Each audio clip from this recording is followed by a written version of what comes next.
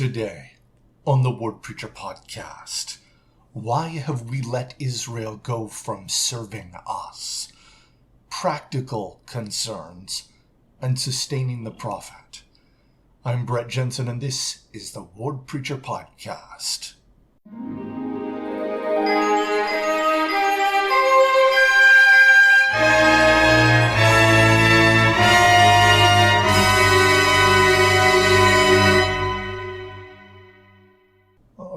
Our Come Follow Me curriculum for this coming week will bring us to Exodus 14 through 17.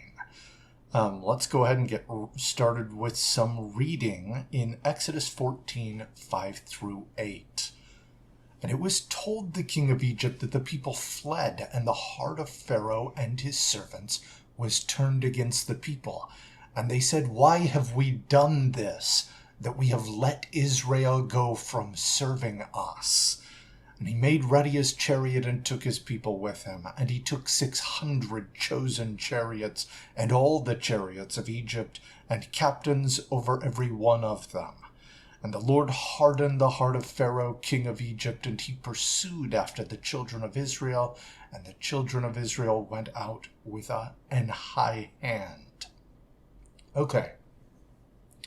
So this is one of the most crazy questions in all of the scriptures. Why have we let Israel go from serving us? I can think of 10 really good reasons why you needed to just let them go. You would have thought all of those plagues kind of made an impact, but he couldn't let it go. It didn't matter the consequences. He couldn't let it go. And he was under the influence of things that he did not comprehend. I think that's important. People who sometimes leave the church have this same inability to let things go. They can't leave it alone. And they'll still go out and try and fight against it. It's vital that we understand this is not just a matter of reason and understanding. There's a spiritual aspect to our testimonies, or lack thereof, that is being waged, a battle that began before the world was. And our place in it is determined by who we follow or who we refuse to follow. We will have a place in the fight, one way or the other. Be on the winning side. All right. So Israel sees Egypt bearing down on them. Something bad is happening, and they're really, really concerned. They're guided by this prophet of the Lord. Why didn't Moses see this coming? Maybe it's time to throw out all our religion and everything was wrong. Let's look at some reading. And when Pharaoh drew nigh, the children of Israel lifted up their eyes, and behold, the Egyptians marched after them. And they were sore afraid. And the children of Israel cried unto the Lord. And they said unto Moses, Because there were no graves in Egypt, hast thou taken us away to die in the wilderness? Wherefore hast thou dealt thus with us, to carry us forth out of Egypt? Is not this the word that we did tell thee in Egypt, saying, Let us alone, that we may serve the Egyptians? For it had been better for us to serve the Egyptians than that we should die in the wilderness. And Moses said unto the people, Fear ye not. Stand still, and see the salvation of the Lord, which he will show to you today. For the Egyptians whom ye have seen today, ye shall see them again no more forever. The Lord shall fight for you, and ye shall hold your peace. The language that they used to kind of speak against Moses wasn't the language of the faithful. Because there were no graves in Egypt, hast thou taken us to die in the wilderness? It would have been better had we not followed you, kind of thing. In spite of this, usually that's a really bad sign. But this was kind of an exceptional circumstance as the Lord was opening a new dispensation and delivering his people as he swore to Abraham, Isaac, and Jacob. And so he tolerated a bunch of nonsense from these people who should have known better. If we continue our reading, starting in verse 19 of Exodus 14, "And the angel of God, which went before the camp of Israel, removed and went behind them, and the pillar of the cloud went from before their face and stood behind them. And it came between the camp of the Egyptians and the camp of Israel, and it was a cloud and darkness to them. But it gave light by night to these, so that the one came not near the other all the night. And Moses stretched out his hand over the sea, and the Lord caused the sea to go back by a strong east wind all that night, and made the sea dry land, and the waters were divided. And the children of Israel went into the midst of the sea upon dry ground. And the waters were a wall unto them on their right hand and on their left." Some minimize this miracle of parting the Red Sea by suggesting that in shallow parts of the Red Sea, when the wind is blowing, it can allow lighter travelers passage over the ground, but heavy chariots, such as those carried by Pharaoh and his armies, would sink in this in the seabed. I tend to dislike that sort of analysis. I really focus on a couple of phrases here that make me think that that's not exactly what happened. Israel went upon the sea on dry ground. It wasn't mud that was okay for light travelers to pass on. They walked on dry ground, and the waters were a wall of water on the right hand and on the left. I think that's important. And you get this kind of re-emphasized. This isn't just one verse that we just read. We see that reiterated a little bit lower, where it talks about how the ground was dry and it was a wall of water on either side. And then when the wind stopped, when Moses stretched forth his hand and caused the sea to come back together, the armies of Pharaoh were not just, wet. They were drowned. It wiped them out. And they saw dead Egyptians on the seashore to the point that it convinced them that the Lord had saved them. And this is kind of important. Trusting in God gets more difficult when the armies of Pharaoh, when real-world concerns are bearing down on you. And genuine issues convince some to suddenly prioritize their faith a little bit lower. I would do this, religion thing, but the armies of Pharaoh are coming on me. This is important. And it can only happen with practice in difficult circumstances, which life is guaranteed to provide.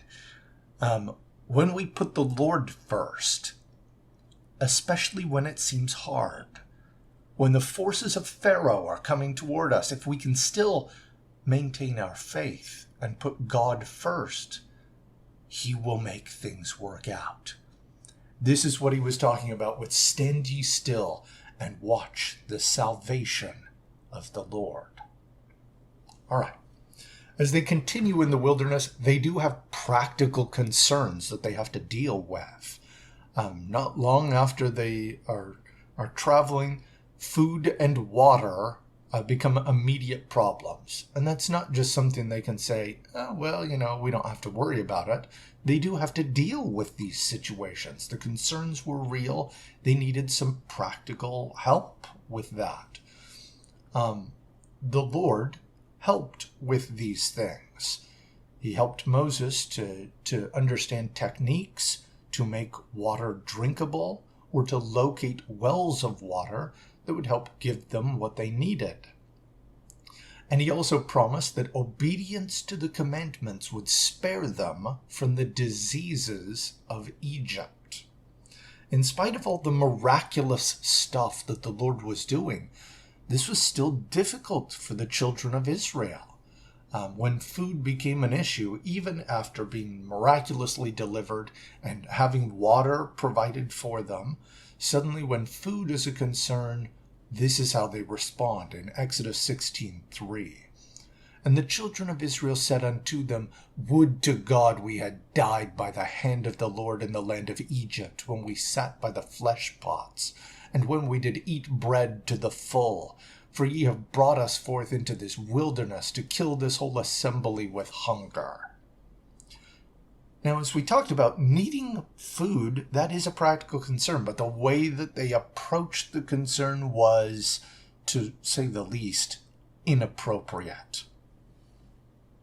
This is what Moses says. And Moses said, This shall be when the Lord shall give you in the evening flesh to eat, and in the morning bread to the full. For that the Lord heareth your murmurings, which ye murmur against him. And what are we?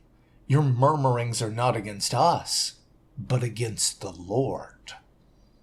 He's saying, the Lord is going to take care of us. We are going to make it through. It doesn't necessarily mean first-class seating and we'll have servants to, fan us with palms, but we are going to make it. And so we need to be careful how we receive prophetic counsel. Complaining against Moses was not really worried about what Moses was doing. Moses was doing what the Lord said.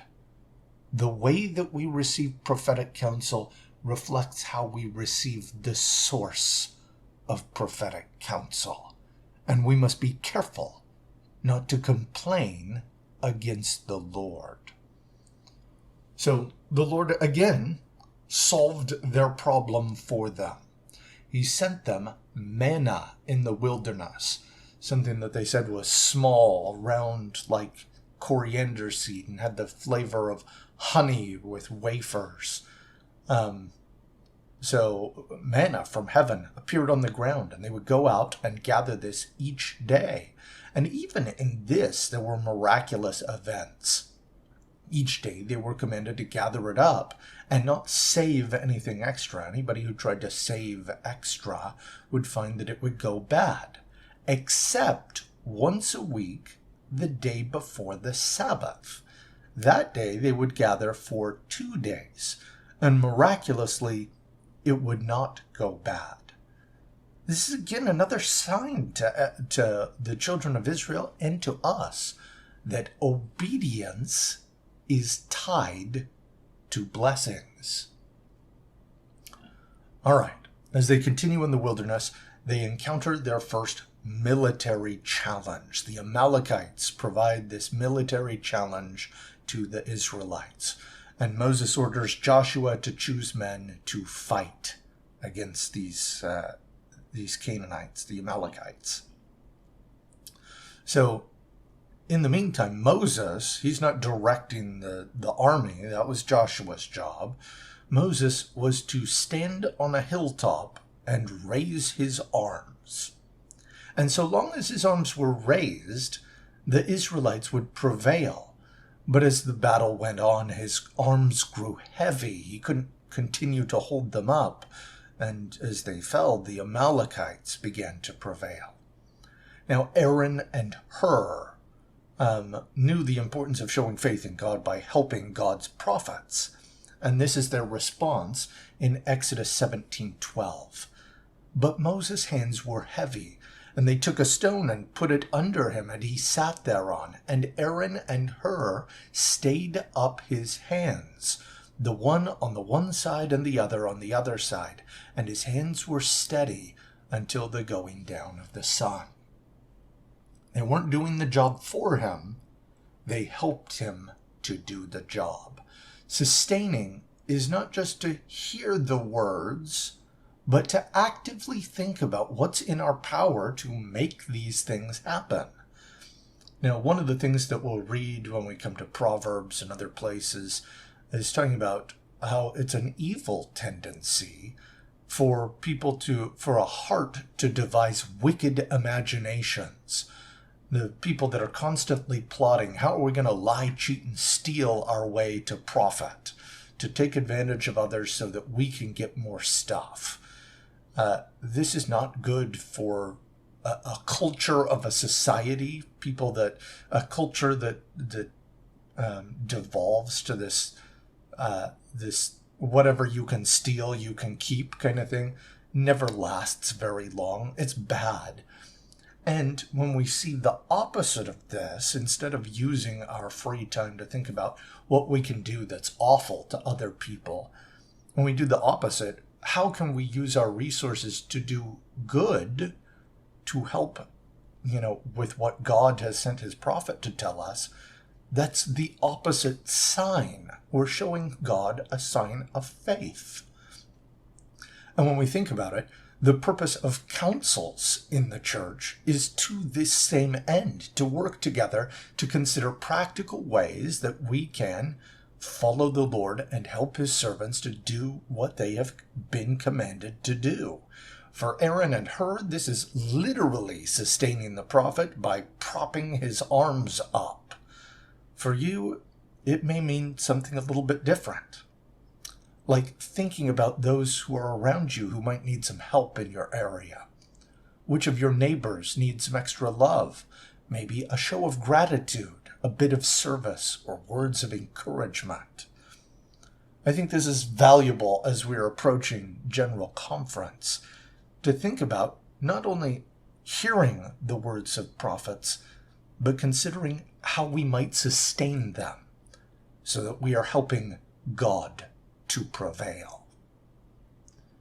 In the end, God's works will prevail with or without us, but our efforts help us find a place for ourselves and for those we love in his kingdom.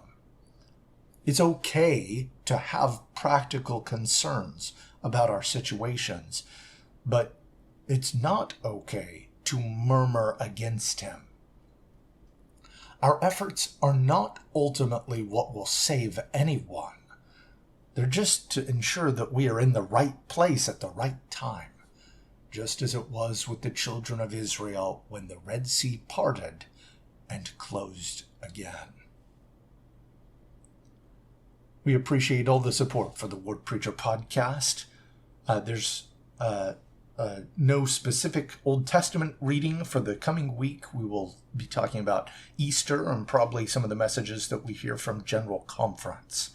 But of course, with this week's reading, there's a lot that we did not cover. Please study that individually and in your family. And of course, as always, fight on.